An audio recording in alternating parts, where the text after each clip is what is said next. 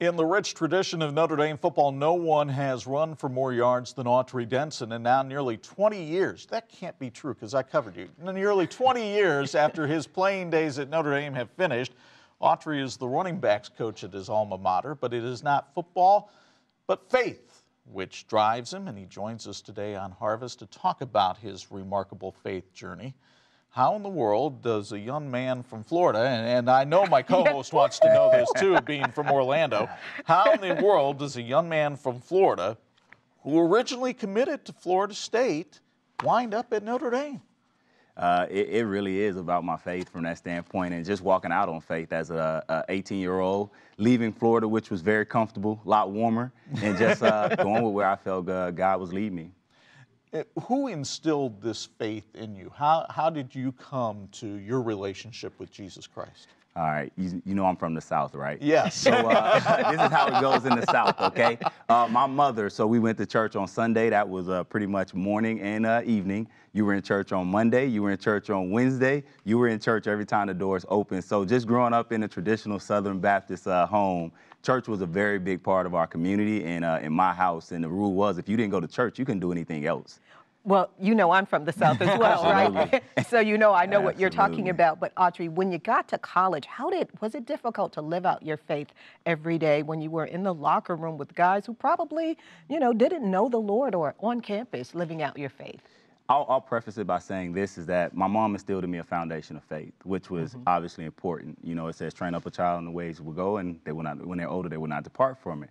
So I also say this, what I was really good at was also playing church. So for a long time, I knew my faith, and actually I was using grace kind of as a license to sin because I knew I was saved by grace and nothing could change that.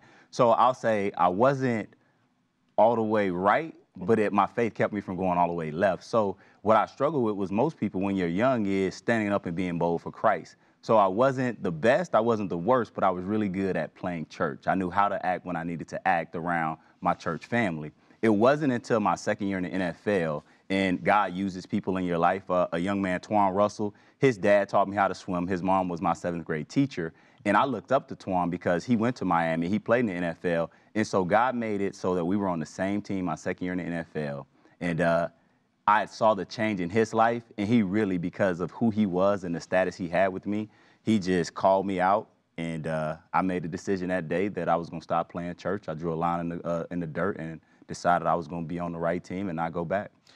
There would be some that would say, well, wait a minute, you were at Notre Dame, here's this premier religious university, and yet it didn't really sway you from that plain church that you talked about.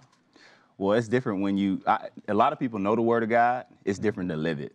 And that's what I mean. I wasn't just living it every day and being sold out the way that I needed to be, realizing that the platform of football that God had given me was really about being able to reach people and use it to share the Word of God with other people. So would you say that boldness just came on you when you were in the NFL, and were you known as the Bible thumper, or how did you walk it out? Not the Bible thumper, because I'm big on just living it, and I will share my faith in different ways, but I'm really big on meeting people where they are, exactly where they are, and then using love to change them, the way that I live and the things that I do. I feel like my mother taught me that, when you have a good example, you don't need a lot of rules. So I put a lot on myself in the way that I model and the things that I do, because it gives you the right to be heard at that point. How difficult was that to do in the NFL? Because the NFL lifestyle is a lot different than what most of us live. Yeah. Once I decided to live for Christ, it wasn't difficult from the standpoint of, my goal is to please Christ, and it's not difficult. I get the same question in coaching because it's the same thing. The environment of athletics is so, macho and tough. How do you separate? And I'm a man of God first. No matter if I'm on the football field or off the football field, I don't curse, I don't do things of that nature, because that's a personal choice in the way that I serve Christ. So people say, in the heat of the battle, don't you slip? And I'm like, no, because I'm still who I am. I'm a child of God at all times. Well, and isn't that a little bit of a misnomer, too, with Christian men? Sometimes they think, oh, I have to be soft, I can't be rugged. There's nothing that says a man of Christ can't be macho and strong and rugged. I agree, 100%. and in fact, I challenge our guys all the time that it's actually, you have to be bolder, and it takes more strength to have restraint. It takes more strength to live a disciplined life. So if anything, to me, the hardest thing you can be is a Christian. The toughest thing you can be is a man of God, because you have to live with some type of conviction. Now you're back at Notre Dame and you're coaching, but you say that this is a platform for ministry for you, that you don't necessarily just see it as a sport. Talk about that. And now you are having the opportunity to influence other people.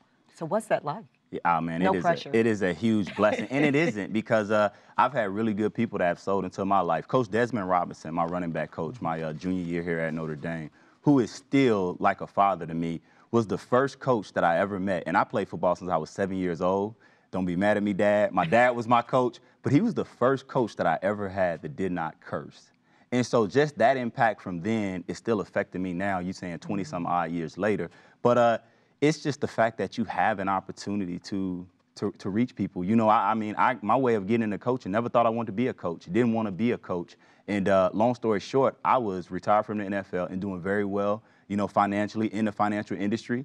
My wife and my kids, we were all doing well. It wasn't until I accepted my calling to go into ministry that God led me to coaching. And my first job, because of God, was a head coaching job. So in just my, you know, the way that I've gotten to Notre Dame in this amount of time, it's because I've just been faithful where I am, understanding that the job is to win lives, not just games. And really, prayer plays a huge part in your life. It played a part in your coming here to Notre Dame. Please talk about the prayer life that you have and how you've developed that. You know what, I call this opportunity to brag on God. So I look for opportunities to brag on God, because it's not me. It is, what people don't see is the amount of time that, you know, I spent praying for direction. We kind of joked about me going to Bethune-Cookman, where everything in my background is, you know, Notre Dame, NFL, nothing is HBCU. I had other opportunities when I decided to go into college coaching that I prayed about, and God led me to Cookman. You know, it was unpaid position at maybe not the most glamorous place in regards to the other choices I had, but because I was able to go there, I became more well-rounded. So just praying on everything, me and my family, how when we left Cookman to go to Miami, Ohio, and, you know, from there to South Florida to here, to me, it's important that my kids see the prayer life and, you know, what happens when you are faithful. So it's a testament to who I am. And again, I'm just bragging on God. He has to do the heavy lifting. I got the easy job. I just gotta know that the only way I can mess this up is if I stop serving him. And I've been, as I told you before, I've been left long enough that I'm not gonna keep myself from being right now. I'll tell you what, we're going to have Autry back on the show here before the year is over to talk a little bit more about his faith journey. Coaching, who knows? Maybe by the time we have him back on the show, he'll be a head coach somewhere. We'll find out. To connect with Autry, go to harvest-tv.com. Coming up later, Pastor Mark Lance has today's connections. But up next, actor David A.R. White shares how his faith has influenced his career in Hollywood. We're right back with more Harvest after this.